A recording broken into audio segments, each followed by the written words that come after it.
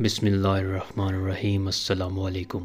ایک چور جو پوری عمر چوریاں کرتا رہا، اس پر تھوڑے بڑھاپے کے آثار نمایاں ہوئے۔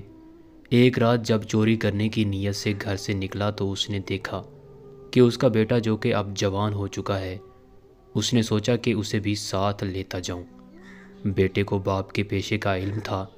راستے میں جاتے ہوئے ان کا گزر ایک گاؤں کے سامنے ہوا تو باپ نے بڑے فخریہ انداز میں اپنی مونچھوں کو تاؤ دیتے ہوئے بتایا کہ بیٹا، وہ گھر جس میں دیپک یعنی لالٹین جل رہا ہے، میں نے 7 دفعہ چوری کی ہے۔ یہ سنتے ہی بیٹے نے باپ کا ہاتھ پکڑ لیا اور بولا، بابا چلو گھر واپس چلتے ہیں۔ باپ نے وجہ پوچھی تو بیٹا بولا، آپ نے جس گھر میں 7 دفعہ چوری کی، ان کے گھر میں پھر بھی لائٹ دیپک یعنی لالٹین جل رہا ہے، ہمارے گھر میں تو وہ بھی نہیں ہے۔